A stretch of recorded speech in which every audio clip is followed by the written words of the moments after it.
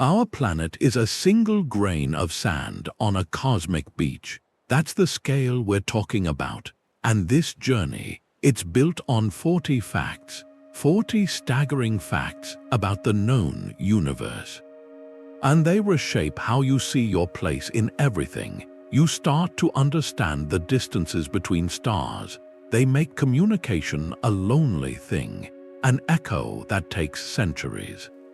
And you see our galaxy, it's just one island, one tiny island in a sea of trillions. By the end, your sense of size is altered, your sense of time, your sense of existence. It's permanently changed, and you're left with a feeling. What does it feel like to be so small in a universe so vast? That textbook picture of the solar system, with the planets in those neat rings. It's a lie, a beautiful, orderly lie. The real lesson is about emptiness. If the sun were a basketball on a goal line, Earth is just a peppercorn, 26 yards out. Neptune, that's a smaller marble, over 800 yards away, nearly half a mile across the field, and that's just the planets. The solar system goes much farther. Out to the Oort cloud, a spherical shell of frozen things, comets, circling the sun. Its inner edge starts about 2,000 times farther out than Neptune. Its outer boundary goes nearly halfway to the next star, so the true size, the diameter, it's not in miles, it's in light years, about 2 light years across. To get a sense of that, think of Voyager 1, launched in 1977, going over 38,000 miles an hour. It won't even reach the Oort cloud for another 300 years. And to get all the way through it, that takes tens of thousands of years. All of human history, from the first writing to right now, is just a flicker in that time. Just to leave our neighborhood, so that's the first fact. Our home isn't a compact family. It's a domain, unimaginably vast and mostly empty, which sets the stage. In the cosmos, that emptiness isn't the exception, it's the rule. That emptiness is measured in light. The light year is the only measuring stick that makes sense. And it's not a time, it's a distance. It's how far a single beam of light travels through the vacuum of space in one full year, and that number is staggering. About 9.46 trillion kilometers. You can picture a beam of light. It circles our entire planet 7.5 times in just 1 second. Now let that second stretch into a minute, an hour, a day, a full year. In that time, that same beam could loop around Earth over 236 million times. It's a dizzying speed. It makes our fastest rockets look like they're standing still. We use this unit because our everyday measures break down. Saying a star is 40 trillion kilometers away is meaningless. It's like describing the width of an ocean by counting individual water molecules. The number is too big to feel, but a light year gives that distance a story. It gives it a duration. The nearest star system to our Sun is Alpha Centauri. It's about 4.37 light years away. The light from those stars that you might see on a clear night, it didn't leave there tonight. It began its journey over 4 years ago. When that photon started toward Earth, the world was a different place. That light is a message from our own past. To grasp the scale of anything beyond our solar system, you have to accept the light year. It's the fundamental unit for navigating the mental map of the cosmos. And once you hold that concept, you can measure the true voids between islands in the sky, distances that stretch not just across years, but across millennia. Across eons. That isolation is really what defines our galactic neighborhood. The third fact is about the distance between stars. In our galaxy, they aren't packed together like you see in the movies. There's just immense emptiness between them. On average, around here, stars are about 5 light years apart. To get a sense of that, you can scale it down. If the Sun were a ping-pong ball, then the nearest star, Proxima Centauri, would be another ping-pong ball, but it wouldn't be on the same table. It wouldn't even be in the same city. It would be over 1,000 kilometers away, about the distance from Paris to Rome. One tiny ball in one capital, the next tiny ball in another, with nothing but open country and air in between. That's the actual scale, and that isolation has a direct consequence for any idea of connection. Even if we could send a message at light speed, a simple hello to our nearest neighbor would take over 4 years to arrive. A reply would take another 4 years to come back. One question and one answer would span a human childhood. For stars farther out, that delay becomes decades. Centuries, even millennia. This interstellar loneliness points to the core challenge. It shows the sheer volume of nothing, the breathtaking emptiness that actually shapes the cosmos. The space between stars isn't just a gap, it's a barrier made of time, and if that's the spacing in our own galactic suburb, then you have to wonder about the spaces between galaxies themselves. The emptiness between stars is just the start. It fits inside a structure that's too big to really grasp. Our home is the Milky Way. It's a barred spiral galaxy. A huge disk of stars and gas and dust spinning out there in the dark. Its diameter is about 100,000 light-years. That number, 100,000 light-years. You have to sit with that. If you had a ship that could go light speed, the fastest anything can go, it would still take you 100,000 years to cross from one side of the galaxy to the other. That's a trip longer than all of human history, 1,000 times longer, and this disk, it's not flat. It's got thickness, about 1,000 light-years thick on average. A depth that holds more space than you can picture. Inside this one galaxy, there are somewhere between 100 billion and 400 billion stars. Each one a possible sun, each one maybe with its own planets. Our own sun with all its planets, everything we know, is just one of those hundreds of billions of points. To get the scale, imagine shrinking the whole Milky Way down to the size of North America. On that scale, our entire solar system, from the sun out to the Oort cloud, would be smaller than a coin. A penny, a little penny lost on a huge beach. That's where we are in our own city of stars, and we're moving through it. Our sun, with Earth in tow, orbits the center of the galaxy. One full orbit takes about 230 million years. Astronomers call that a cosmic year. The last time we were in this same spot in the galaxy, dinosaurs were just starting their rule. In the time it takes to go around once, continents break apart, mountains rise and wear down, species come and go. The scale of our galaxy is its own universe. A spinning disk where the distances between stars are too great for us, and the time scales of its motion are too long for our history. And still, this whole colossal thing, with its hundreds of billions of suns, is just one island. One single island in a sea of dark that's so much bigger, the numbers stop meaning anything. Our galaxy, that one island of stars, it isn't alone, it's part of a neighborhood. A small family of galaxies bound by gravity. They call it the local group. That's our immediate cosmic community. More than 54 galaxies, all held together. You can picture it like a village, a small village in a vast, empty countryside. The houses are galaxies, and the space between them, it's still unimaginably huge. The two largest houses are the Milky Way and Andromeda. Both are colossal spirals, and each one has its own small entourage, satellite galaxies orbiting around them. Like moons around a planet, our most famous ones, those are the Magellanic Clouds, the large and small Magellanic Clouds. They look like fuzzy patches of light from the southern hemisphere. They're dwarf galaxies caught in the Milky Way's gravity. This whole village, the local group, it spans about 10 million light-years across. That's the scale of our local universe. But here's the thing, the whole universe is expanding. Galaxies are being pushed apart on the largest scales. Inside the local group, though, gravity is stronger. So the group moves with that cosmic flow, but inside it, the members are actually getting closer, over immense stretches of time that sets up a future event.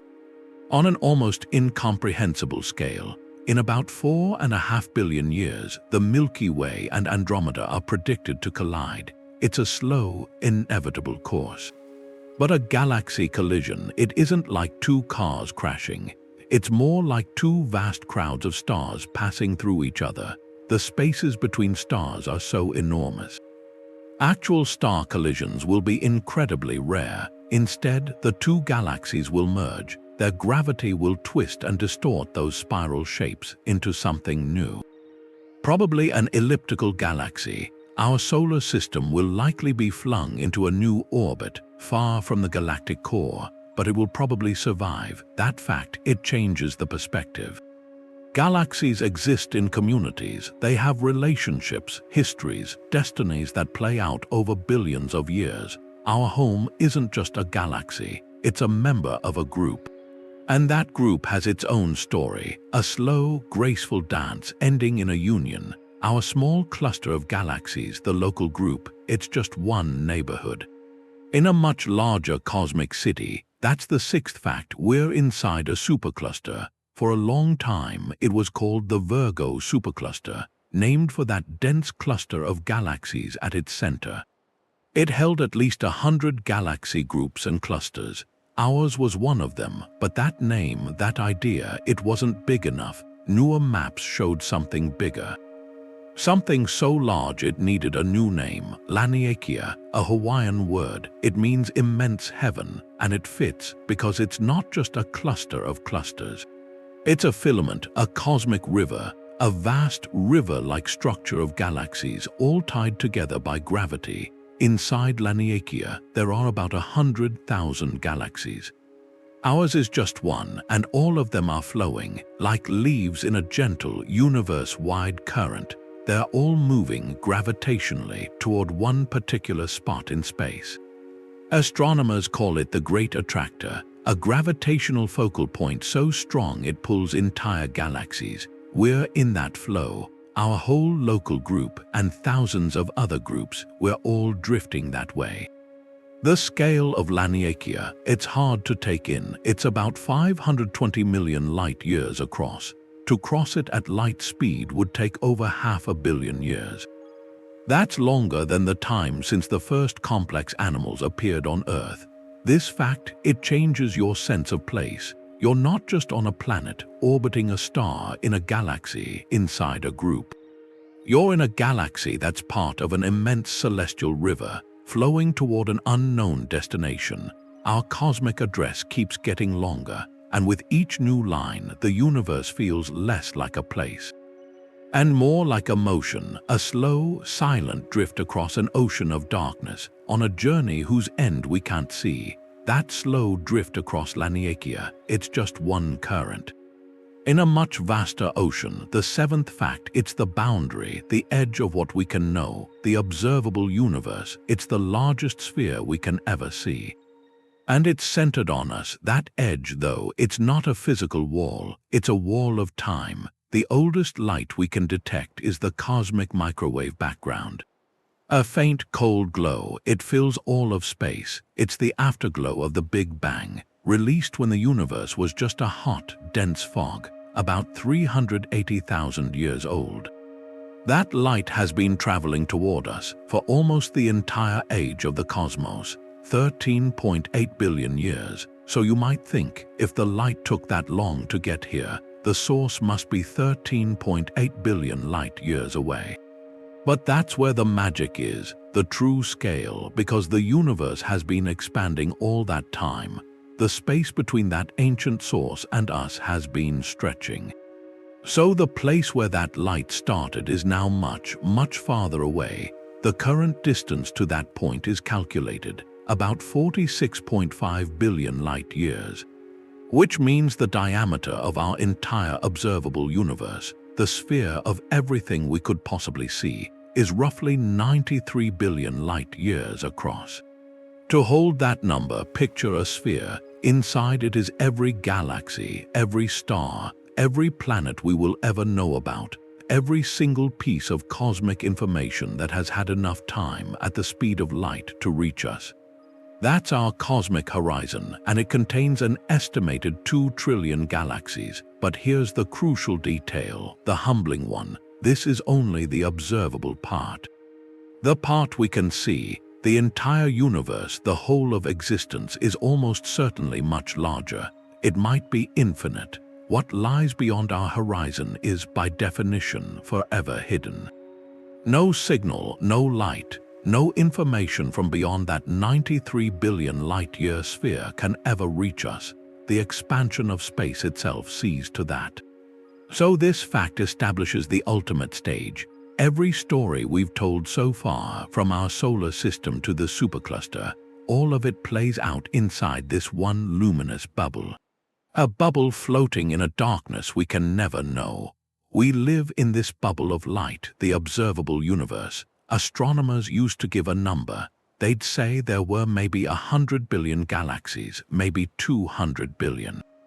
A number that already felt impossible to really see, but then we looked deeper. Hubble pointed at what looked like nothing, a dark spot in the sky the size of a grain of sand you hold up. And in that little window it saw something, not just a few galaxies, thousands, faint smudges, each one a whole universe of its own. So from that image and others like it, the estimate changed. It didn't just go up a bit, it jumped. The number now is about 2 trillion galaxies, at least 10 times the old guess, 2 trillion. To get a feel for that, think of all the sand. Every beach, every coastline on Earth, every single grain, that pile. The math says the number of galaxies we can see probably beats the number of all those sand grains. Let that sit. For every grain of sand you've ever touched, there's a galaxy out there, a spinning city of billions of stars, and inside each of those 2 trillion galaxies, it's the same story. Our galaxy, the Milky Way, has maybe 100 billion stars, maybe 400 billion. Some galaxies are smaller, just a few billion. Some are huge with trillions. So if you take a low average, you get a number for stars that the mind just can't hold. It stops being a number, it becomes a texture, a condition of the cosmos. This abundance, this sheer amount, it changes how you see things. It makes uniqueness seem almost unlikely. With 2 trillion galaxies, each one making stars and planets, the stuff for complexity isn't rare. It's everywhere, the chance for planets like Earth, for chemistry, for the slow experiment of life. It's not a question of if, it's how often. The universe isn't just big. It's productive, it's generous with what it can make, and we're only starting to see the real scale of what it's been doing. That number of galaxies, it's not random. It's organized on the largest scales. The universe has a structure, a kind of web. A 3-dimensional web, the cosmic web, the biggest pattern we know. It's like the skeleton of the universe, the architecture, so it's not a uniform soup of galaxies. You see these long filaments, threads, rivers of dark matter and galaxies, stretching for hundreds of millions of light years.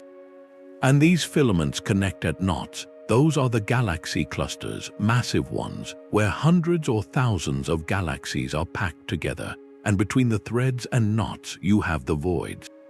Huge, nearly empty regions. They can span hundreds of millions of light years. They have very few bright galaxies, if any. If a galaxy is a city, a filament is a highway of cities. A continent-spanning highway, and a void is an ocean. A dark, empty ocean, larger than any structure we know. This web gives the cosmos its texture. It means if you could travel far enough, fast enough, you wouldn't see a uniform star field. You'd pass through dense walls of light, then into profound darkness for eons, then into another glittering wall. This structure, it didn't appear by accident. Its blueprint was drawn right after the Big Bang. Tiny quantum fluctuations, smaller than an atom, were stretched to cosmic size by a period of hyper-fast expansion. Inflation, those minute ripples in density, became the seeds, and over billions of years, gravity did the rest. It pulled matter toward those slightly denser spots. drawing gas and dark matter into those great filaments and clusters. The luminous galaxies we see, they're just the trace elements, the bright lights along the invisible scaffolding of dark matter. So when you look at a map of millions of galaxies, you're not just looking at points, you're looking at the ghostly imprint of the universe's birth. You're seeing the result of a whisper that became a shout. A structure so vast it makes superclusters look like local neighborhoods, and within this web there's a shocking truth. Most of the volume of the universe, maybe over 99%, is those empty, dark voids. The bright web we map is just a tiny fraction. We don't live in a universe filled with stars. We live in a universe of immense, silent spaces, connected by the faintest threads of light. Those filaments and clusters, they make up the bright threads, the cosmic web, but the 10th fact, it shows you the canvas itself, the voids. They aren't just gaps. They're the main feature, the largest structures in the whole universe. These aren't small pockets. Some of them, they're over 500 million light-years across. To cross one, even at light speed, that trip would take longer than all the time since complex life first appeared here.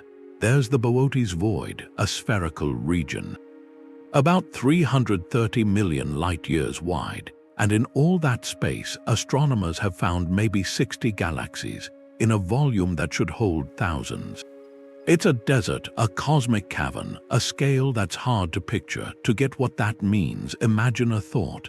If our galaxy, the Milky Way, was at the center of the Boötes void, and you looked out, our local stars, they'd still be there. But the distant galaxies, those fuzzy patches we see, they'd be almost gone. The night would be a deeper black. A lonelier one. The great spirals, the ellipticals, they just wouldn't be there.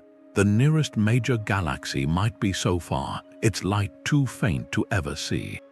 This isn't just a curiosity, it's the most likely reality, because these voids together, they take up most of the volume of the cosmos. If you were placed somewhere at random, the odds are so high. You'd be in one of these vast, dark empties, not in a galaxy, not on a filament, adrift, in a sea of nothing so huge it breaks our sense of scale. That fact forces a shift. A perspective shift. The universe isn't evenly sprinkled. It's clumpy, it's lumpy. Matter gathered into the bright web, and it left behind these colossal bubbles. Of near nothing, we don't live in a universe of light. We live in a universe where light huddles in tiny islands, separated by oceans of dark, oceans so vast they make the islands seem small. Our place in a galaxy on a filament, it's special. It's a privileged spot in a cosmos that is mostly, almost entirely, designed for emptiness. We have a photograph of the cosmic web. A single photograph that changed things. In 2004, they pointed the Hubble telescope at a patch of sky near Fornax. To the eye, it was an empty spot, a dark window. For 11 days, Hubble collected light, every faint photon. The result was the Hubble Ultra Deep Field. It's like a core sample of the universe. In that frame, the size of a grain of sand at arm's length, they found 10,000 galaxies. Each one a smudge, a city of stars. Some were spirals like our Milky Way, seen as disks. Others were fuzzy golden spheres, and the most distant ones weren't proper shapes. They were tiny red blobs, infant galaxies, seen as they were over 13 billion years ago, not long after the beginning. This image is a time machine. It's a census. It proves that no matter where you look, if you look deep enough, space is filled with galaxies. It's densely packed as far as we can see. To take that grain of sand and extrapolate to the whole sky, that calculation gives you trillions of galaxies in the observable universe. But the power isn't in the math. It's in the seeing, the visceral proof. You're looking at a core sample drilled into space-time. The closest galaxies there are a few billion light-years away. The farthest are from when the universe was 800 million years old. So your eye travels across the image and you're traveling back. You see galaxies in all stages. Collisions, mergers, the evolution of shapes. It's a family portrait of the cosmos, generations laid out. This photograph makes the scale concrete. The emptiness we talk about is an illusion. A limit of our perception. The universe isn't empty, it's unimaginably rich, and that richness extends in every direction, as far as light has traveled. Every point in our sky, if we stared long enough, holds a similar universe of islands. It tells us we're not in a sparse desert, we're in an ocean of galaxies. So deep and so old its true extent might always be just beyond us. That deep field image, it shows a universe full of galaxies, but it also shows a puzzle. The universe is 13.8 billion years old, yet the farthest light we see comes from things that are now 46.5 billion light years away. How can something be farther than light could travel in the age of the cosmos? It seems to break a rule, but the rule isn't broken. Our idea of distance just needs an update. The key isn't that things are moving through space at impossible speeds. It's that space itself is stretching. The fabric of the cosmos is expanding. Think of raisin bread baking. The dough is the fabric of space. Each raisin is a galaxy. As the bread bakes, the dough expands. Every raisin moves away from every other raisin. Not because the raisins are running, but because the dough between them is growing. Now imagine a tiny ant, a photon of light, starts crawling from one raisin toward another.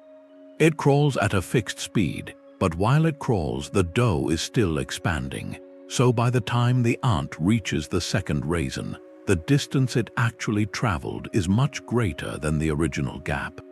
That's what happens with light. The light from a distant galaxy began its journey billions of years ago. It's been racing toward us at the speed limit. But all that time, the space between its origin and us has been stretching. So the galaxy's current location is now vastly farther away than the simple travel time of its light would suggest. And this expansion isn't just a historical fact, it's accelerating. Something called dark energy is causing the stretching of space to speed up over time. Which means the most distant galaxies we see are being carried away faster and faster. Their light, which reached us after that epic journey, is the last message we will ever get from them. They've already crossed over our cosmic horizon, vanishing from any future view. So the observable universe is a bubble of historical information, a fossil record written in light. Its size isn't defined by the age of the universe alone, but by that age combined with the stretch of the canvas it's painted on, the relentless, accelerating stretch. We live inside an expanding reference frame, where the past is always closer than the present, and the future is rushing away into a silence we can never hear. That stretch of space, the accelerating part, it has a number, a speed, a rate. We call it the Hubble constant. It's how you measure the expansion of the cosmic fabric. Right now, the best number we have is about 70 kilometers per second for every megaparsec, and a megaparsec is a unit.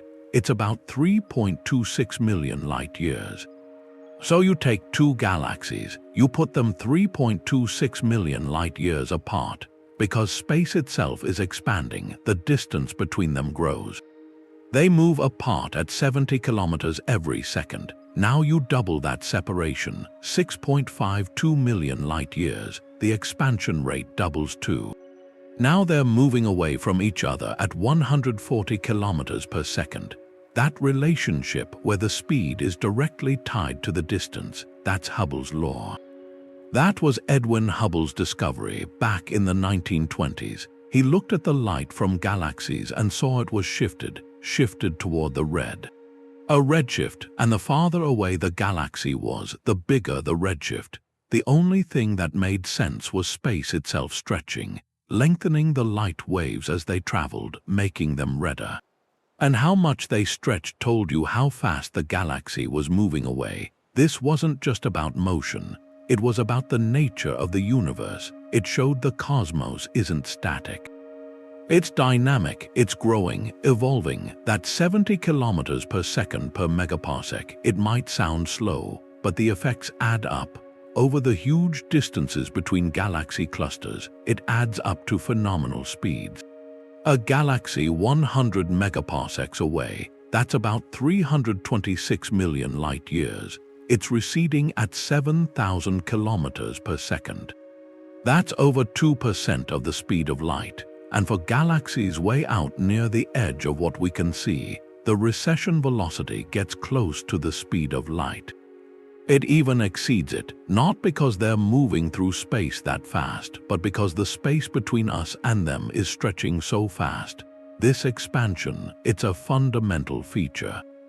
On the cosmic scale, it means the universe tomorrow will be more spread out, more isolated than the universe today. The galaxies we see now in those deep field images, one day they'll vanish from view. Their light won't be able to overcome the stretch, the growing void. The Hubble constant gives us a clock, a way to measure the age of everything, the fate of the cosmos from the echo of its first breath. The Hubble constant measures the expansion rate right now, but what it points to is a future that's even more significant. The universe isn't just expanding. It's doing so faster and faster. That's the 14th fact, and it's caused by something invisible, dark energy, a kind of pressure that's part of space itself. Imagine throwing a ball straight up. Gravity pulls it back, slows it down. You'd think the universe after the Big Bang would be slowing down too, pulled by all the gravity of its matter. But the observations don't show that. Distant supernovae tell us the expansion is actually accelerating. It's like that ball, instead of falling back, suddenly gets a push and flies away even faster. That's dark energy. It works against gravity, pushing space apart. And as the universe gets bigger and emptier, dark energy's push gets stronger. It becomes the main force that decides what happens next. The result of this acceleration is a future of deep isolation. Those galaxies outside our local group, the ones in the deep field pictures, they're already moving away. As the acceleration keeps going, their speed away from us will pass a point. The space between us will stretch faster than light can travel through it. The light they send out, the last bit of it, will never get here. They won't fade because they go dim. They'll fade because they cross a horizon. Each distant island of stars will vanish. For a civilization here in the Milky Way, billions of years from now, maybe in the combined Milky galaxy, the night sky will be completely different. They'll look up and see only the stars of their own galaxy. The other nearby galaxies, like the Magellanic Clouds, will have merged or been pulled apart by then. The whole cosmic web, all those trillions of galaxies, will be gone from their view. The evidence for the Big Bang, the microwave background radiation, will have stretched into nothing, impossible to detect. Their universe will be an island surrounded by an unbreakable dark. They'll have no way to know a vast, rich cosmos was ever out there.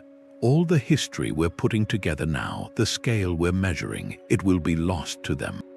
This fact connects the huge present to a very isolated future. It means the universe we can see is a temporary window, a brief time in cosmic history when the lights are still on, when we can still see the large structure. We're in a golden age for cosmology, where we can trace our origins and see our place in the web, precisely because we live before the accelerating dark energy closes the curtain for good. Our scale today isn't just about size, it's about timing, a moment of connection that won't last.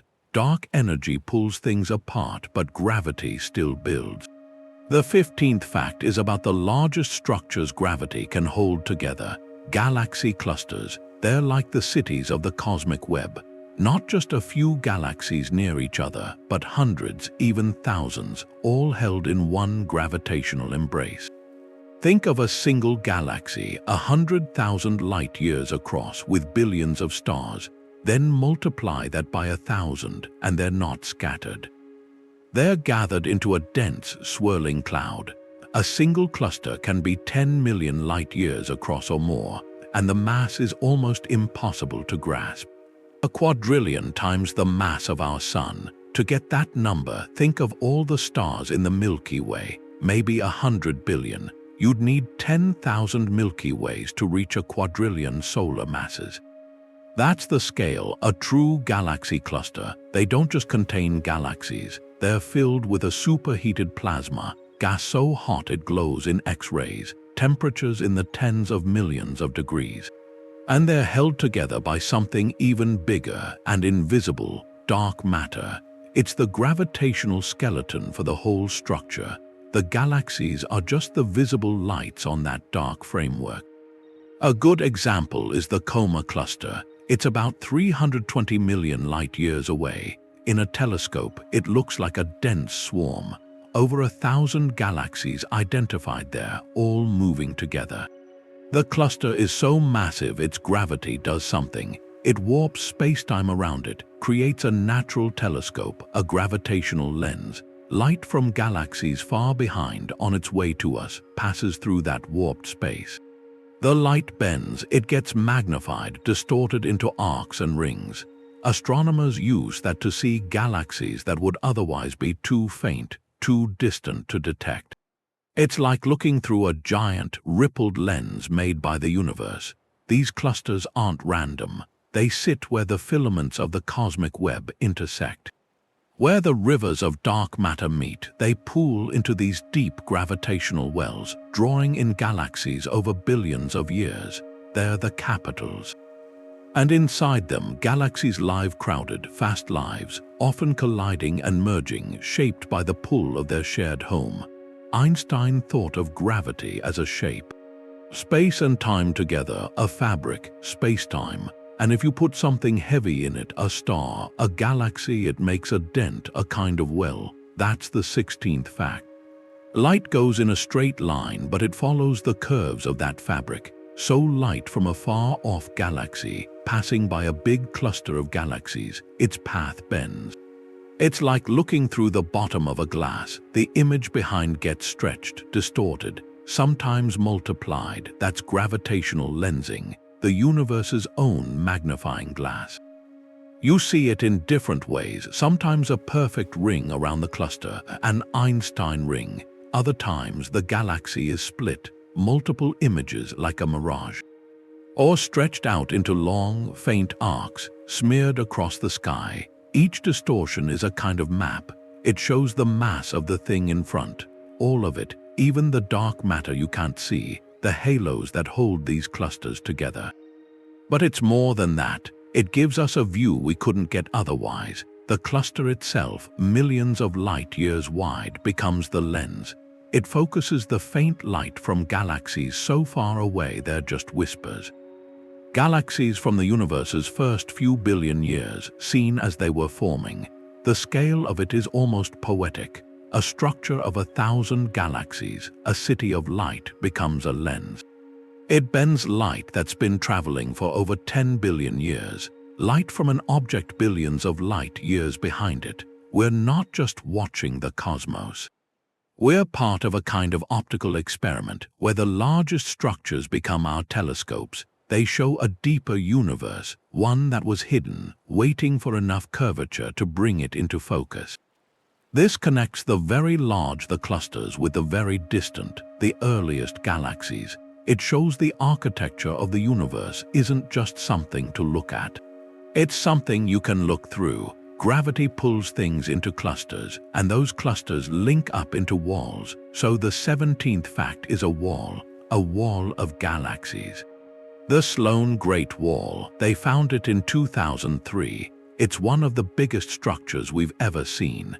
A filament in the cosmic web, but just enormous. It's about 1.37 billion light-years long.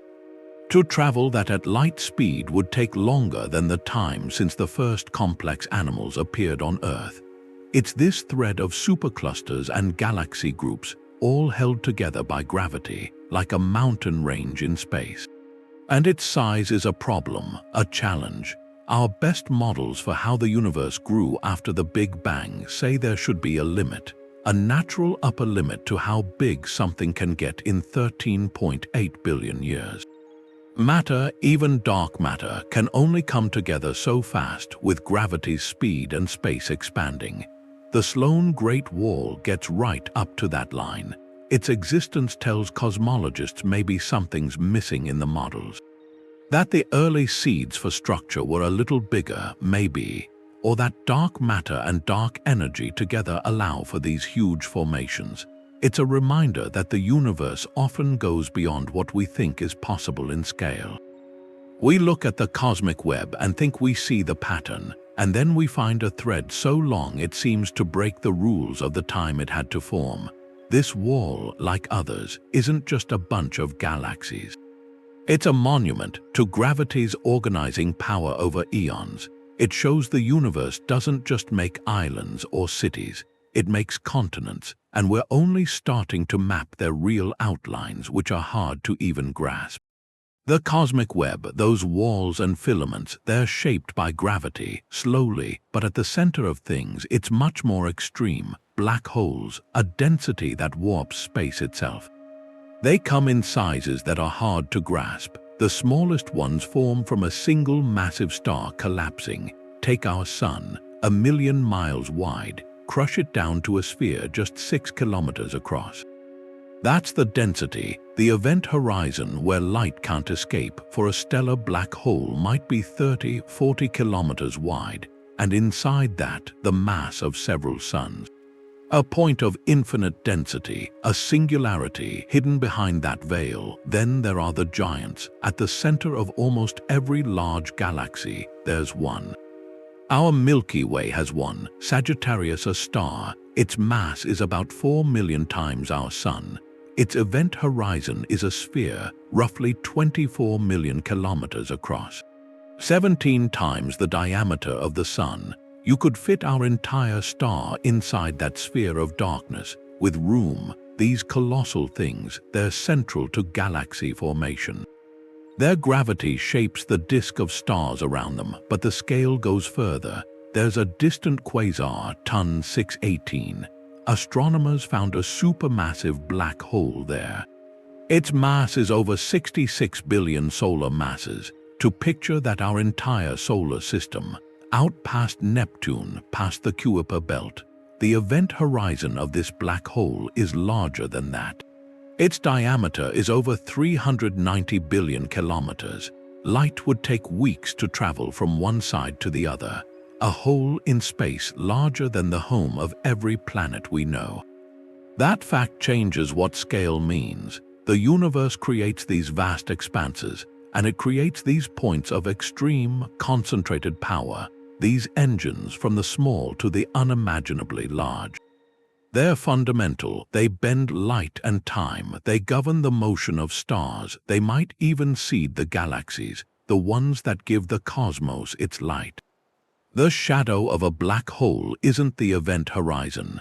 It's the silhouette. It's cast against the glowing gas that spirals around it. And in April of 2019, we saw that shadow for the first time. The Event Horizon Telescope collaboration released an image, a blurry orange ring of light, a cosmic donut surrounding a dark center. That dark center was the shadow.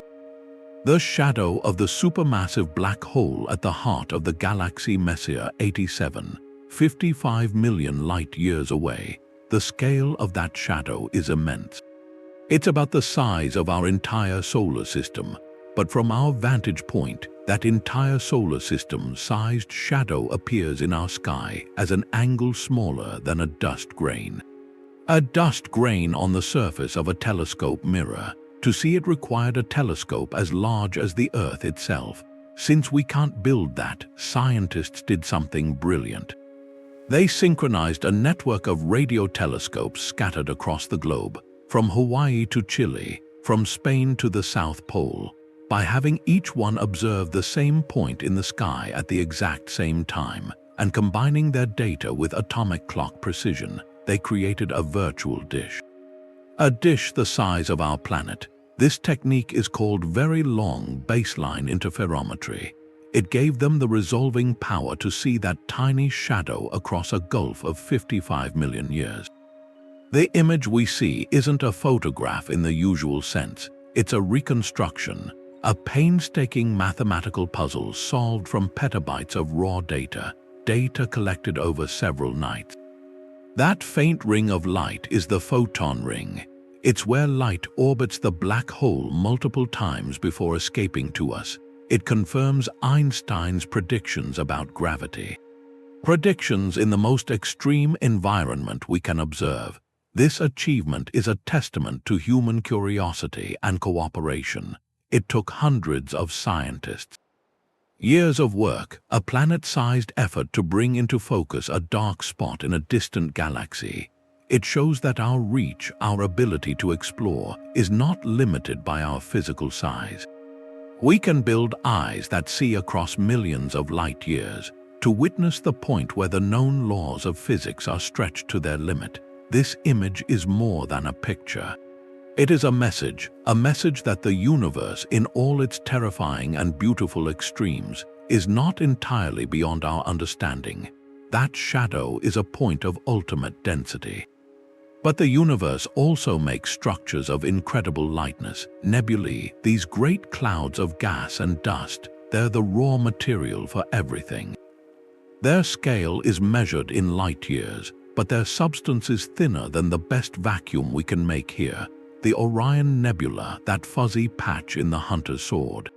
It's a stellar nursery. It glows from the light of newborn stars inside. To the eye, it's a smudge. In reality, it's a cavity in a much larger molecular cloud. About 24 light years across. If you put our solar system at one edge, light from our sun would take a full day to reach the other side. That's a single cloud. Big enough to hold thousands of solar systems, but for all that size, the material is incredibly diffuse. The average density might be a few thousand molecules per cubic centimeter. Near the new stars, it's more energized. It glows brightly, an emission nebula. In darker regions, cold dust blocks the light behind it. That creates silhouettes. Dark nebulae, like the horsehead, these aren't solid things. They're more like a faint cosmic fog. If you took a piece of the Orion Nebula the size of a classroom, the total gas and dust inside might weigh less than a grain of sand. That's the paradox, a structure dozens of light years wide, yet so tenuous you could fly a spaceship through most of it and never know you were in a cloud.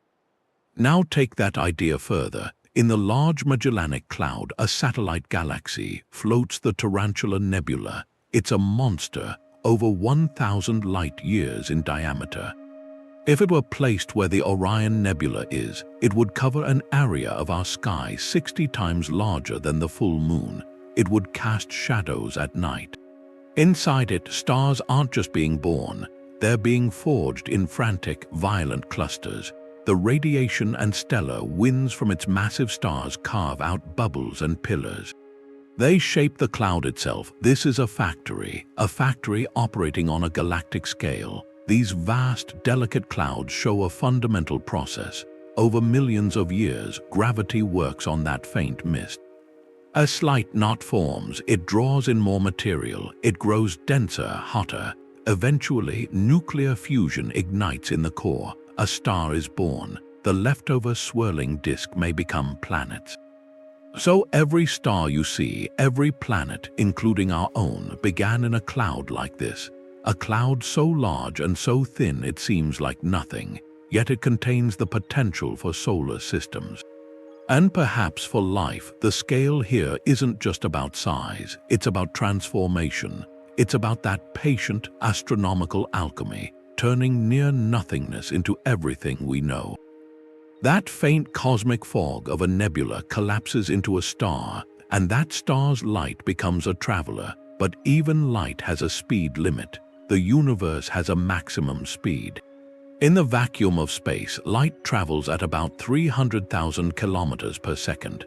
Nothing with mass can ever reach that speed. This isn't just a rule about motion. It's the rule for cause and effect. It's the rule for information. It dictates how the cosmos communicates with itself. On human scales, this speed feels instantaneous. A beam of light can go from Earth to the Moon in about 1.3 seconds. It can cross from the Sun to our planet in just over 8 minutes. That's why we see the Sun as it was 8 minutes ago. Not as it is now, but step outside our solar system and the delay becomes profound. Our nearest stellar neighbor is Proxima Centauri. It's about 4.2 light-years away. The twinkle you see from that star tonight left its surface over 4 years ago.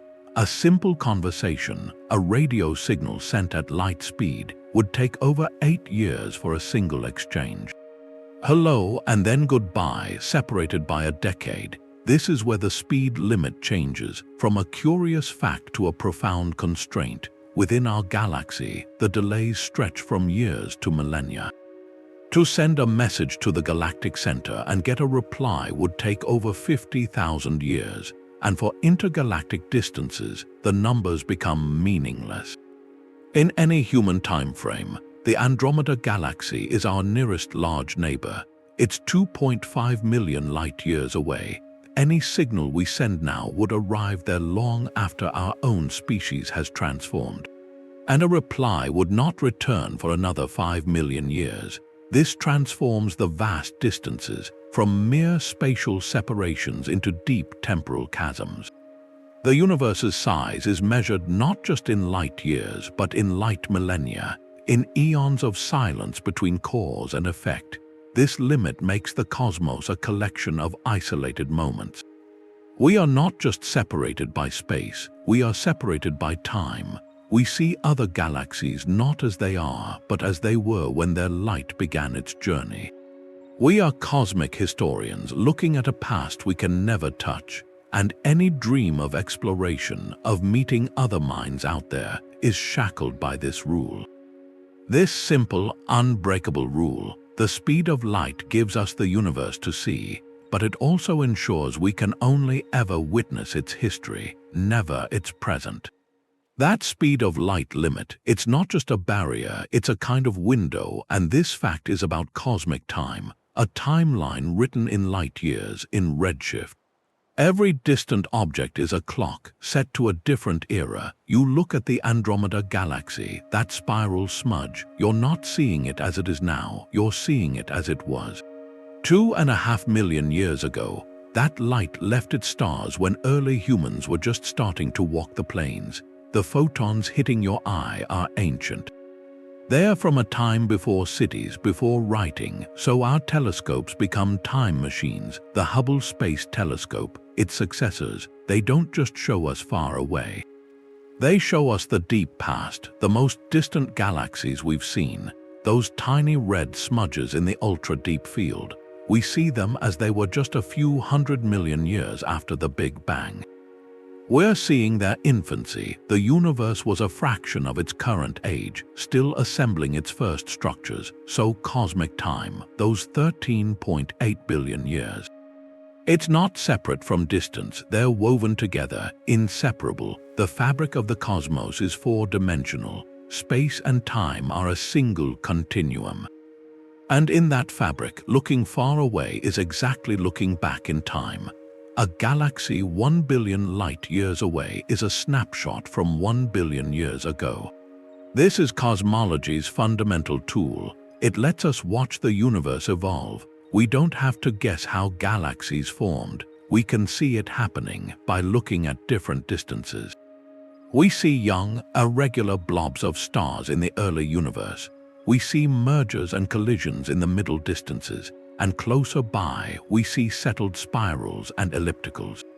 It's like having a photo album of a life, baby pictures to old age, all laid out at once. This link between time and distance makes our position privileged for understanding. We live at the moment when light from the first stars and galaxies has finally reached us. We can piece together the story, but it adds a layer of melancholy. We can see these distant galaxies, but we can never know what became of them. That infant galaxy whose light traveled 13 billion years to get here. It has long since grown up, changed, merged with others, or maybe faded. Its story, beyond that single ancient frame, is lost. We are archaeologists of light, sifting through layered epochs, forever studying ghosts. That ancient light from the first galaxies, it's not the oldest we can see. There's something older. A faint cold glow that fills the whole sky, the cosmic microwave background, that's the oldest light. It's a picture of the universe when it was just 380,000 years old. Before stars, before galaxies, back then, everything was a hot, dense fog of particles and energy. Then it cooled enough for atoms to form, and for the first time, light could travel freely.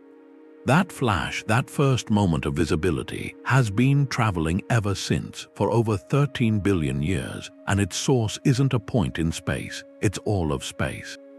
Every direction you look, you see this radiation. It comes from a spherical shell that surrounds us at a distance of 13.8 billion light years.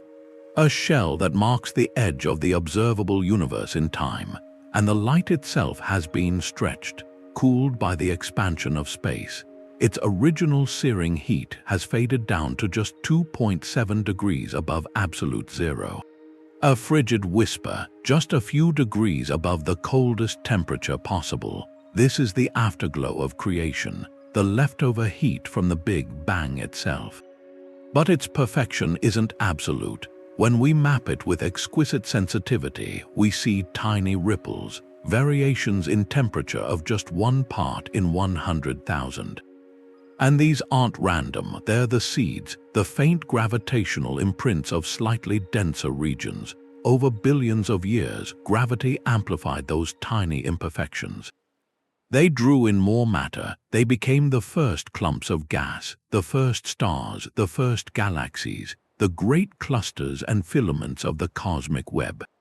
Everything we see today, every galaxy in the deep field, every wall, every void, it all grew from those microscopic ripples in the newborn cosmos. So this faint, uniform glow is more than a relic. It's a blueprint, a map of potential. It shows the universe in its simplest state, imprinted with the code for its entire future complexity. We are literally surrounded by the fossilized echo of our own origins. A snapshot of the cosmos in its infancy, now stretched across the unimaginable scale of everything. That faint cosmic blueprint is written in something we can't see. The 24th fact changes what we think the universe is made of. All the galaxies, the clusters, the great web, they're held together by something invisible. Dark matter, the observations tell a consistent story. When you watch how stars orbit the center of their galaxy, the outer stars move far too fast. Based on the visible mass, the stars and the gas, those outer stars should be drifting slowly. Like planets far from the sun, but they're racing, as if they're feeling the gravitational pull of a much larger mass, an unseen mass, a vast spherical halo of dark matter that extends far beyond the galaxy's visible edge. That's the galaxy rotation problem, and dark matter is the solution. You see its influence in gravitational lensing, too. The way massive clusters bend light tells you their total mass is far greater than the sum of their visible parts. The lensing map and the light map don't match. Something heavy and invisible is doing most of the bending. And on the largest scale, the architecture of the cosmic web, those filaments and voids, couldn't have formed in the time available if only normal matter was pulling things together. The gravity of dark matter provided the early framework, the skeleton, and ordinary matter later clumped onto it to make stars and galaxies. The numbers are staggering. About 85% of all matter in the universe is this dark, unknown substance.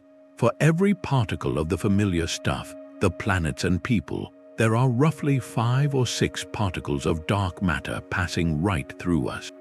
Ghostly, undetectable except by its gravity, so the true mass of the cosmos, the true structure of its gravitational landscape, is shaped by an unseen majority.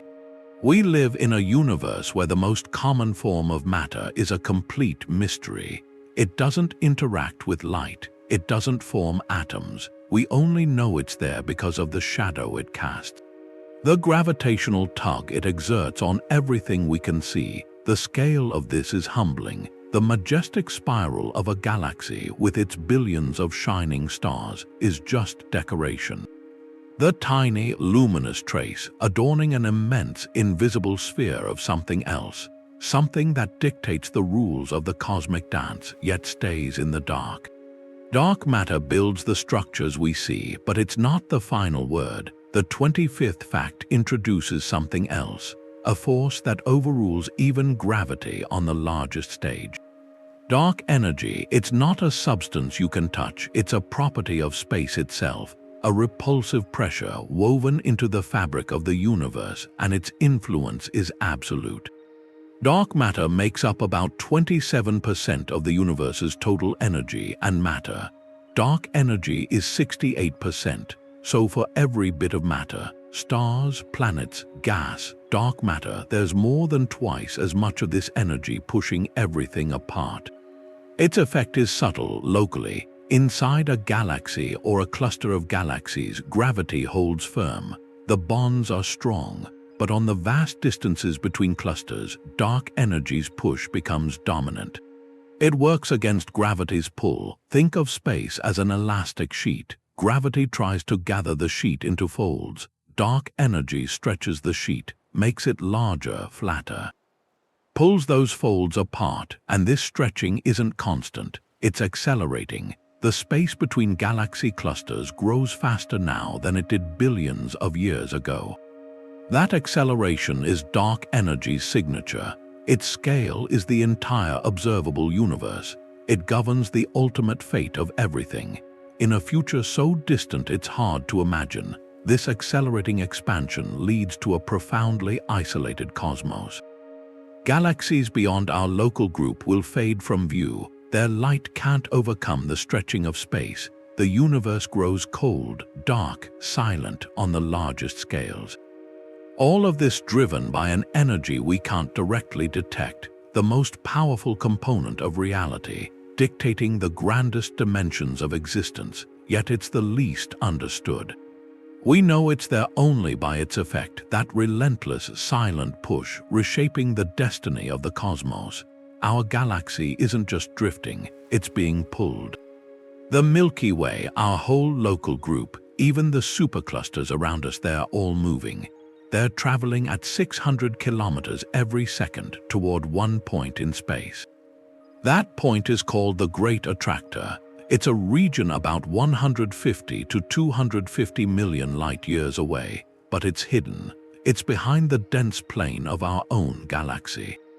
This motion isn't the expansion of the universe. That expansion pushes galaxies apart. This is different. It's a local current inside that expansion. A river of galaxies all flowing toward one huge gravitational well. Think of a boat on a wide river. The water level is rising everywhere. That's the cosmic expansion. But there's also a whirlpool. It's pulling your boat and every boat for miles toward its center. That's the Great Attractor. Its gravity is so strong it overrides the stretching of space locally. It bends the paths of thousands of galaxies. For a long time, it was a mystery. It was hidden by the dust and stars of our galaxy's disk. But modern observations, especially in X-rays, they can see through that. They suggest it's a colossal concentration of mass, probably the dense core of our home supercluster, Laniakea, where the great filaments of the cosmic web come together. It's the heart of our immense heaven, and that shows a universe of layered motion. On the grand scale, everything is flying apart, but on the scale of hundreds of millions of light-years, gravity's pull still writes its own story. We're caught in a flow that started billions of years ago. We're on a journey toward a center we can't see yet. It reminds us, even in the vastness, we're part of a specific voyage.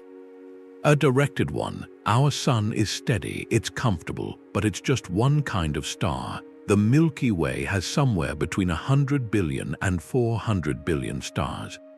That range itself is hard to grasp. The difference between the low and high estimate is 300 billion stars. That's more than any number you can really picture.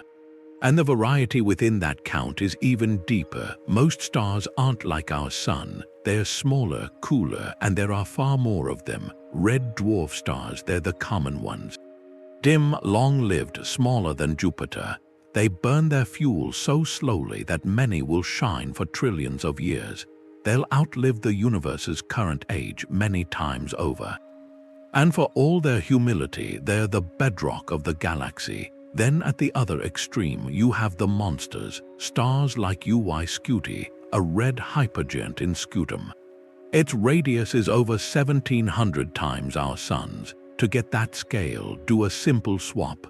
Put UY Scuti at the center of our solar system, where our Sun is now. Its surface wouldn't stop at Mercury or Venus or even Earth. It would engulf Mars, it would stretch past the asteroid belt, and its outer atmosphere would brush Jupiter's orbit. All of the inner solar system would be inside the star. That one star is larger than the entire orbit our planet traces around the Sun. That's the real range. From faint Jupiter-sized embers to spheres so vast they swallow planets whole, and our Sun sits in the middle. It's a G-type main sequence star, a yellow dwarf. Not especially large, not especially small, not remarkably hot or cold. In almost every way you can measure, it's spectacularly average, and that fact matters. It means the conditions that led to our solar system, to this planet, aren't tied to a rare kind of star. They could be repeated around countless other average suns.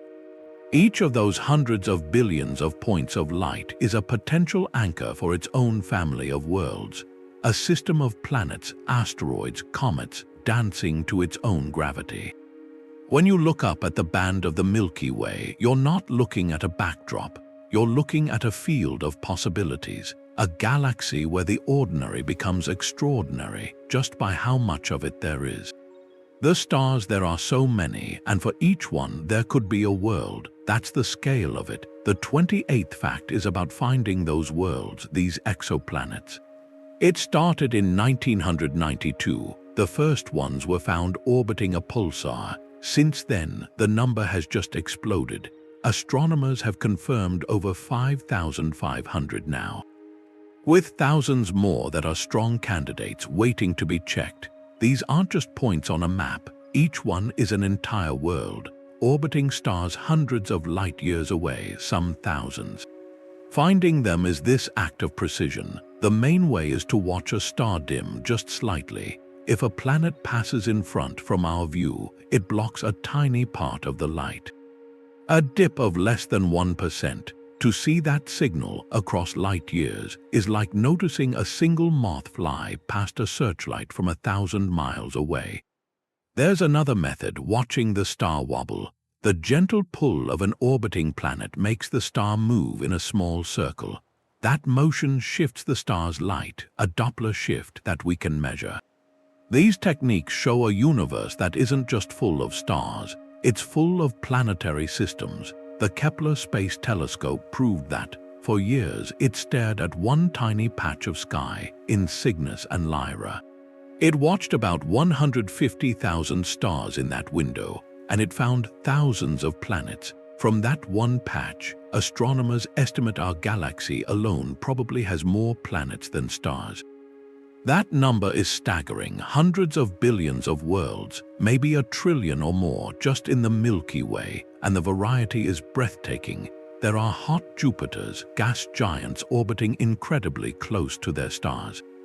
There are super-Earths, rocky planets bigger than ours, worlds locked in eternal day and night, planets orbiting 2 stars like a real Tatooine, and then there are the ones that catch your breath. The planets found in their star's habitable zone, that region where temperatures might allow liquid water on a rocky surface. It's no guarantee of life. But it means the basic conditions for chemistry as we know it could be there. This changes our place in things. We're not on some singular, special island. We're in an archipelago, a galaxy, and likely a universe that is a garden of worlds. The search isn't about whether other planets exist anymore. It's about what kinds exist. Every new confirmation is a reminder. The cosmic real estate for potential life isn't scarce, it's probably abundant. That abundance of worlds, it makes you ask a question. Where is everyone? That's the Fermi Paradox. Physicist Enrico Fermi asked it one day over lunch. The logic is straightforward. Our galaxy is over 13 billion years old. That's plenty of time for intelligent life to emerge, to build technology, to spread out. The ingredients are everywhere, but we don't see any signs. No signals, no visitors. It's a profound silence, and the scale of the universe gives an answer, a humbling one. The distances aren't just large, they're isolating. The timescales aren't just long, they're desynchronizing. Think about it. Say our galaxy had 1 million advanced civilizations. That sounds crowded, but spread 1 million dots across a disk. A disk 100,000 light-years wide. The average distance between any two would still be hundreds of light-years. A simple hello would take centuries to get there. A conversation would take millennia, and that's if everyone existed at the same time. But civilizations have lifetimes, like stars. They're born, they flourish, they may fade. In a galaxy billions of years old, the window for two civilizations to overlap in space and in time, that window might be tiny. One might send a signal just as another rises to listen.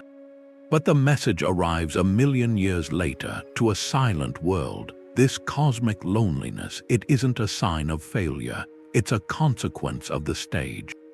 The sheer volume of space, the deep river of time, they create a buffer of silence. Interstellar travel, unless it's a significant fraction of light speed, becomes a generational odyssey.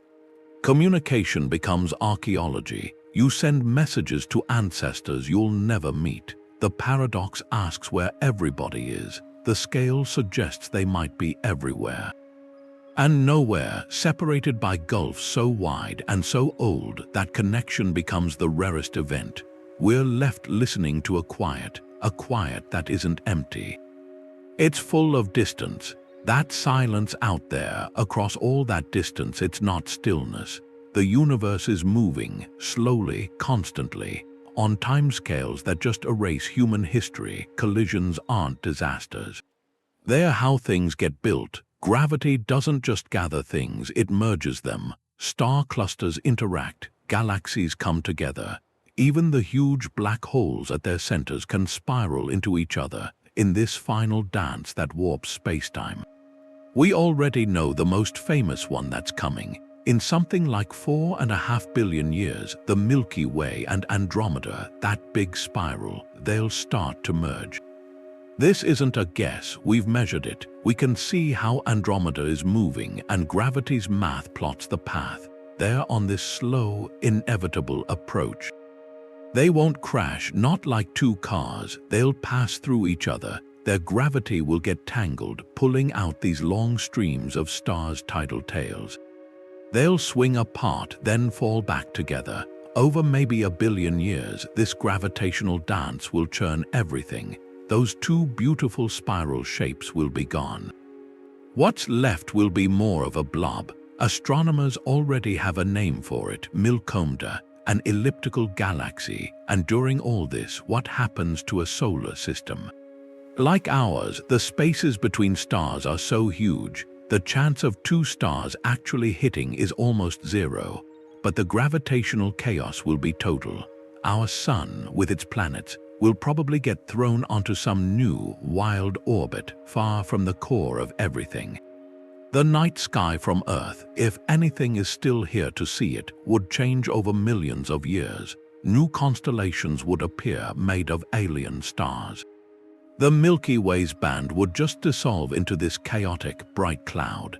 It would be a spectacle, a whole cosmic reorganization, and that fact changes how you see where we are. We're not on some static, permanent island. We're inside a temporary structure. It's a snapshot. The Milky Way itself was built from smaller galaxies it ate in the past. Andromeda shows the same signs. This merger is just the next chapter. It reminds you the cosmos is dynamic. these huge structures, hundreds of thousands of light years across, they're not fixed monuments. They're things that evolve, driven by gravity's pull over epochs so long they make mountains seem like a blink. The universe builds slowly through collisions. But it also ends with sudden violence. A massive star, many times heavier than our sun, lives a short life. For millions of years, it burns its fuel, fusing lighter elements into heavier ones. But that can't go on forever. Eventually, the star's core runs out. The outward pressure that held the star up just vanishes, and the core collapses. What happens next is one of the most energetic events we know, a supernova. For a few weeks, that one dying star can outshine its entire galaxy. It releases in that flash as much energy as our sun will over 10 billion years. It's a cataclysm. The explosion blasts the star's outer layers into space, thousands of kilometers per second. It creates a nebula that glows for millennia. And in that fury, something essential happens. The heat and pressure forge elements heavier than iron, gold, silver, uranium, the materials that make up our planets. And us, every atom of oxygen in the air, every speck of calcium in your bones, every particle of iron in your blood was forged in a star and scattered by an explosion like this. We are made of stardust, the legacy of ancient violent ends. But even a supernova isn't the ultimate power. There's something more extreme. When the core of a truly massive star collapses, or when two neutron stars spiral together and merge, they can trigger a gamma-ray burst. These are the most luminous events we know. In seconds, a single burst can release more energy than our sun will across its entire future. For a moment, it becomes the brightest thing in the observable universe. Outshining whole galaxies, its narrow, focused beam of radiation, if pointed at a planet from across the galaxy, could devastate any atmosphere, any life. The power is almost incomprehensible, a flash so brilliant we can detect it from the very edges of the cosmos, from galaxies whose ordinary light is too faint to see. These bursts act as beacons. They illuminate the distant, early universe for our telescopes. They're cosmic lighthouses. Their fleeting glare lets us map structure. Measure expansion across billions of light years. This violent scale shows something fundamental. The cosmos isn't a quiet, static place. It's a dynamic arena of titanic forces. Creation and destruction woven together. The same cataclysms that end stars also seed the galaxy with raw materials for new solar systems, for the chemistry of life. The universe builds from its own ruins, on a scale where a single event can echo across time and space, visible from halfway to the edge of everything. After a supernova, the elements scatter, they drift, they become part of a cosmic mist. The space between stars, that huge void, isn't empty. It's a very thin soup. On average, there's about one atom in a volume the size of a sugar cube. That's a vacuum we can't make here, but across light years, those atoms add up. And there's more. There are microscopic dust grains smaller than a wavelength of light, and on those grains, or floating free, are complex molecules. That's the interstellar medium, the raw material for everything, and it clumps. Gravity and chance pull these sparse particles together into vast, cold clouds. Molecular clouds, they're the dark nebulae you see against the Milky Way. The Horsehead Nebula is just the edge of one. These clouds are colossal. The Taurus molecular cloud, a stellar nursery nearby, is over 100 light years across. If you put it where our nearest star is, it would cover a huge part of our sky. Inside, the density is still very low. Maybe 10,000 molecules per cubic centimeter.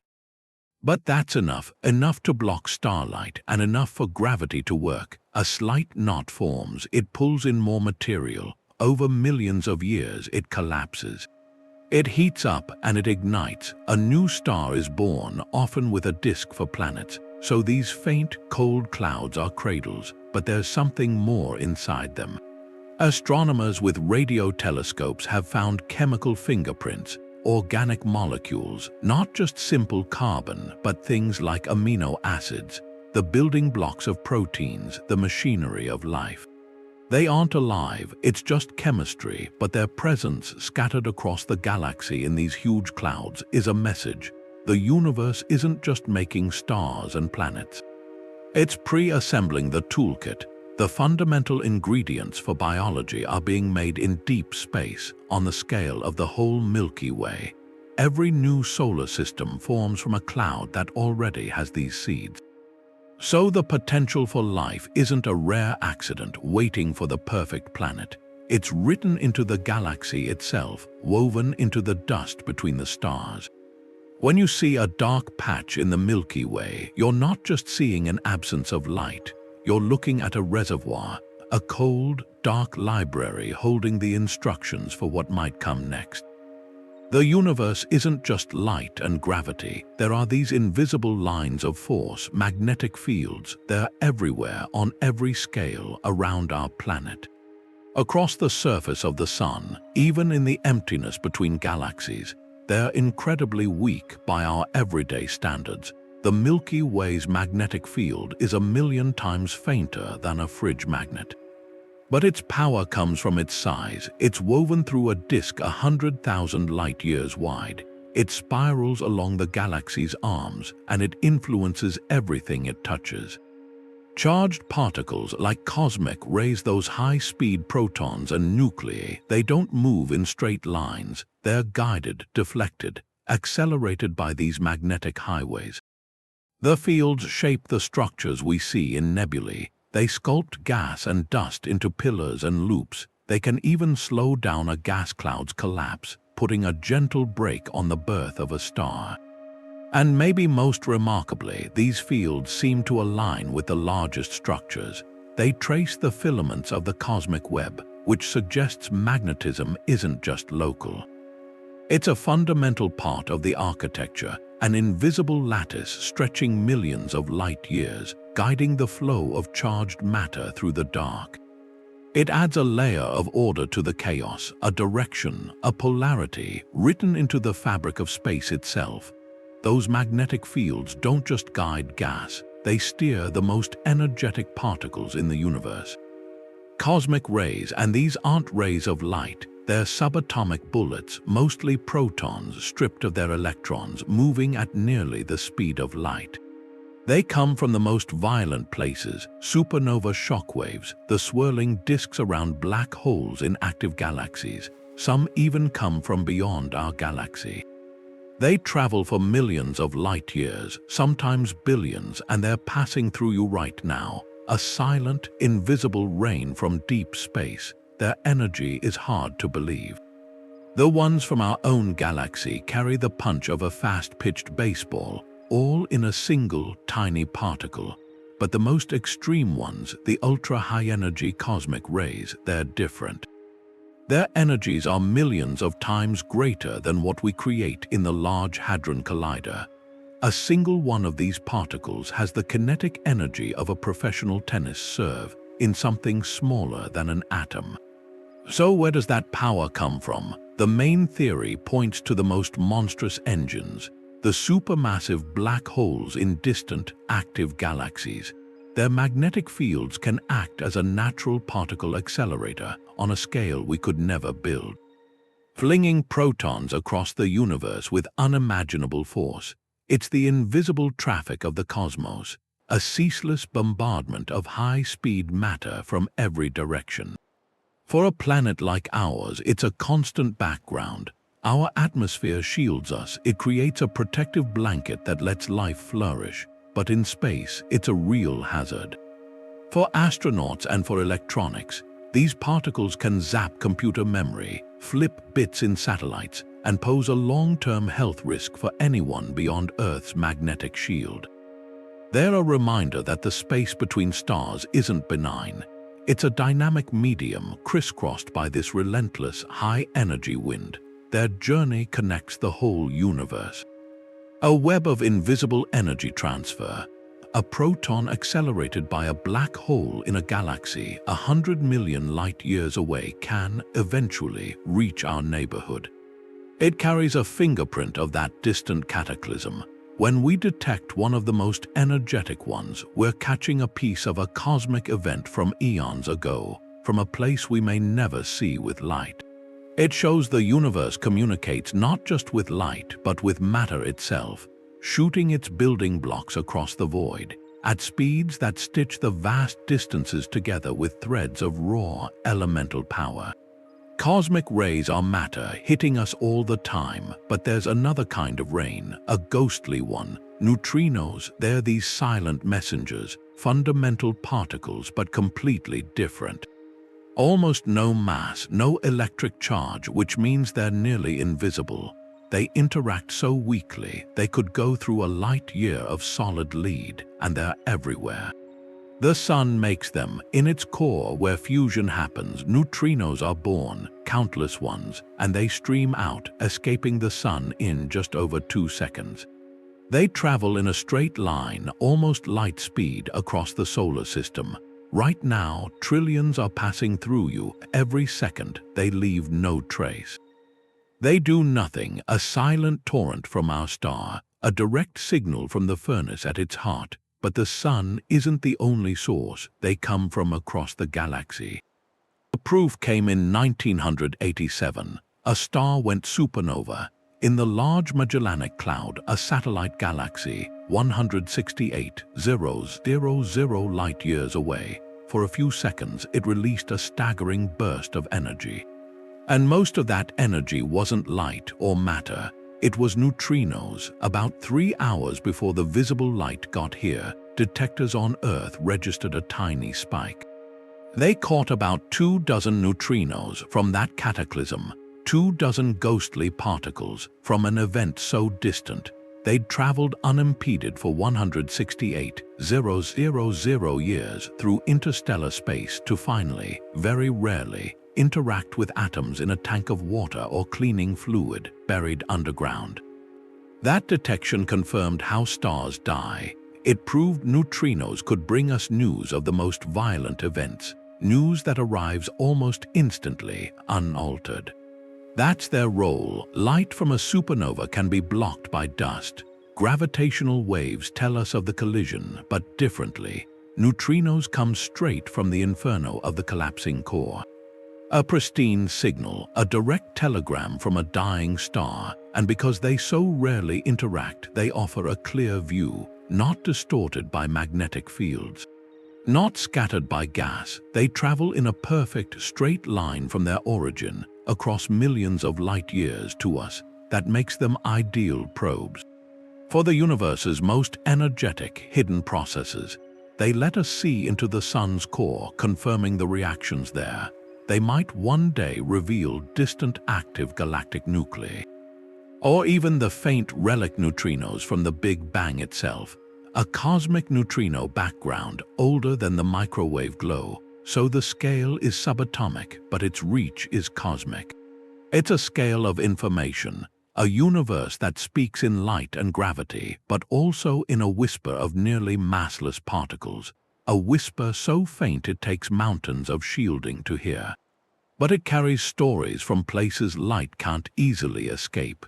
It's a reminder, to understand the cosmos, we have to learn to listen in every possible way. To the roar of supernova and to the ghostly sigh of a trillion passing neutrinos. Voyager 1, it launched in 1977, so it's been traveling now for over 46 years. Its distance is just staggering, over 24 billion kilometers from Earth. That's about 163 times the distance from Earth to the Sun. That distance has a name, an astronomical unit, and Voyager has officially left the heliosphere, that bubble of solar wind. It's in interstellar space now. The space between the stars, a human object out in the galactic ocean. But this milestone, for all its grandeur, it shows you something about scale. Voyager's speed is around 61,000 kilometers per hour, which is incredibly fast to us. but at that speed, it won't even reach the inner edge of the Oort cloud for another 300 years.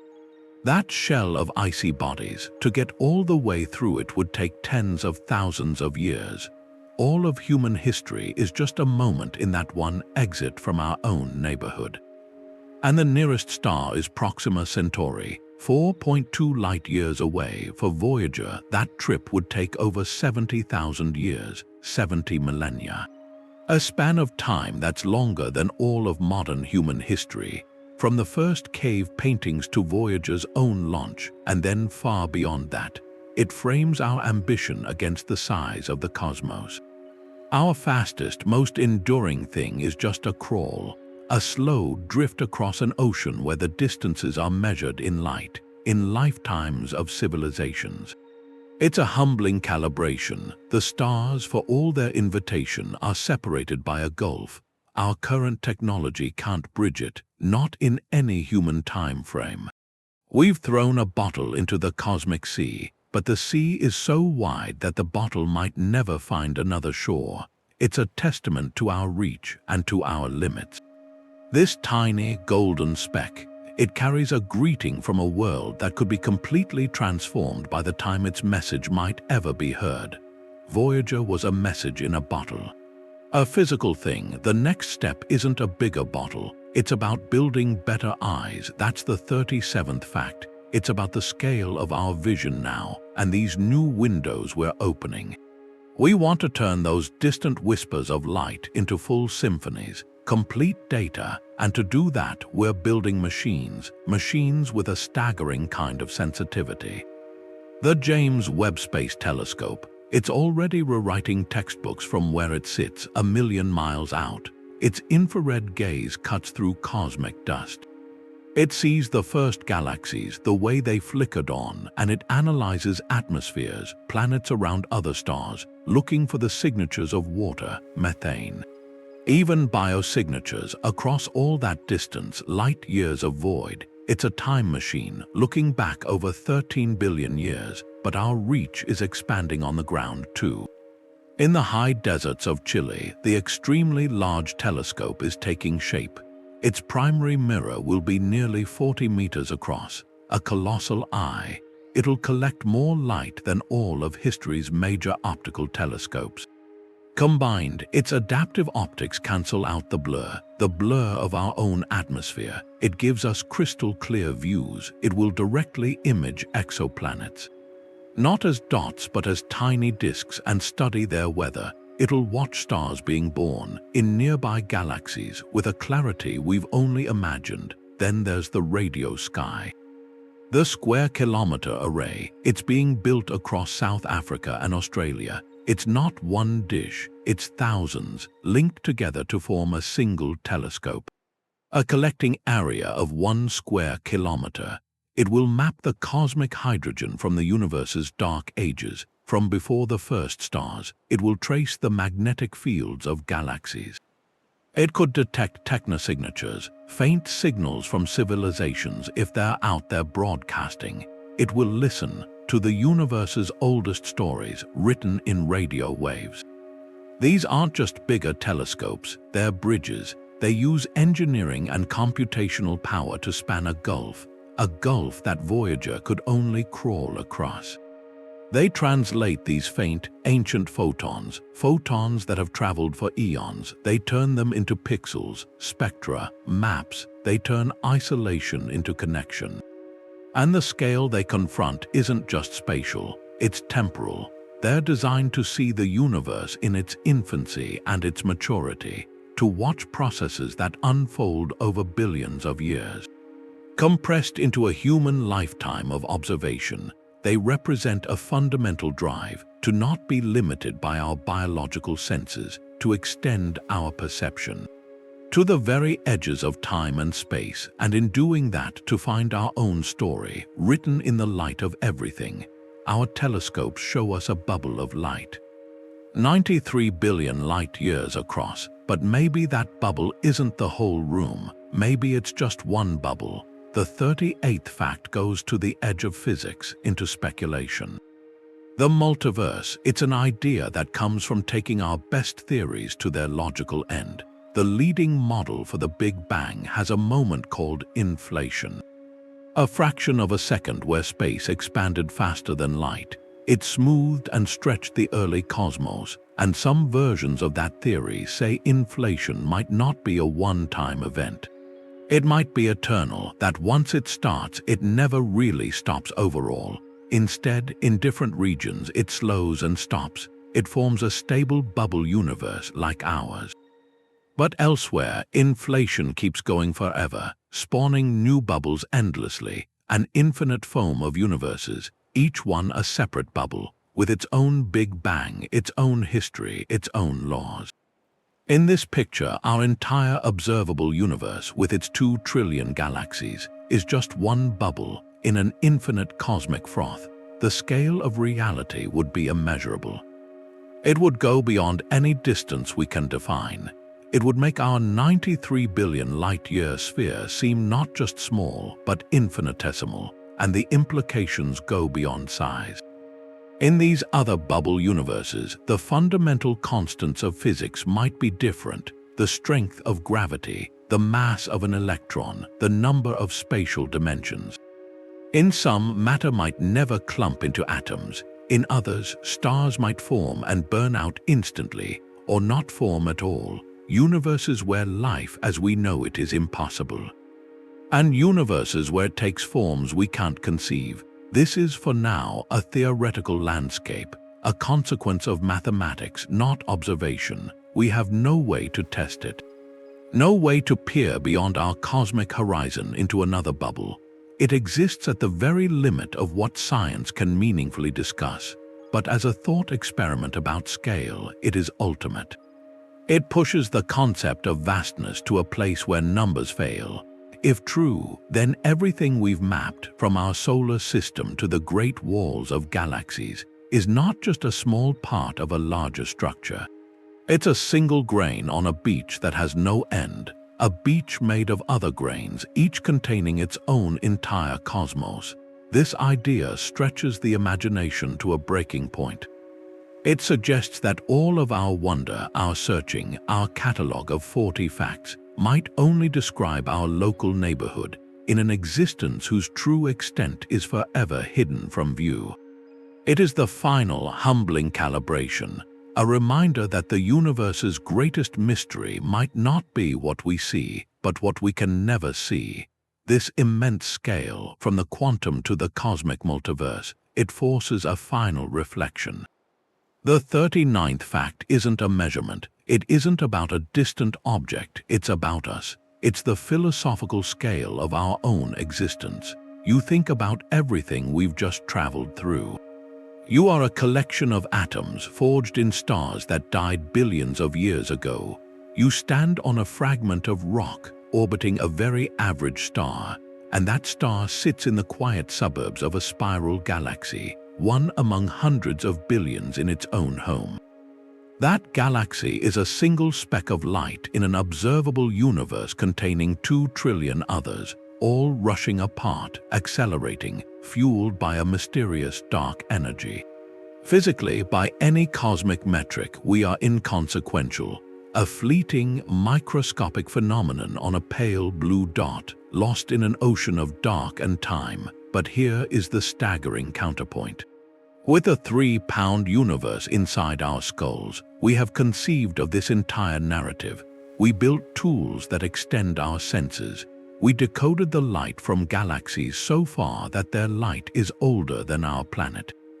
We heard the echo of creation itself in a faint microwave hum.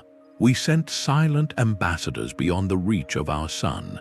This mind, on this tiny rock, can hold the concept of infinity. It can feel awe at the void. It can feel curiosity about the quantum foam. It can trace its own elemental lineage back to the heart of a supernova. So this is the profound duality. Our physical presence is vanishingly small, a whisper in a cosmic storm. But our consciousness, our capacity to understand and to wonder, it gives us a reach that spans the observable universe. We are both insignificant and central. The cosmos is a story, and we are the part that has become aware of the plot. This isn't just a cold astronomical fact. It's a deeply human one. It connects the personal feeling of gazing at the night sky to the vast machinery of galaxies and dark matter. That feeling of smallness is not a message of despair. It is an invitation to recognize that we are not separate from this grandeur. We are a way for the universe to know itself.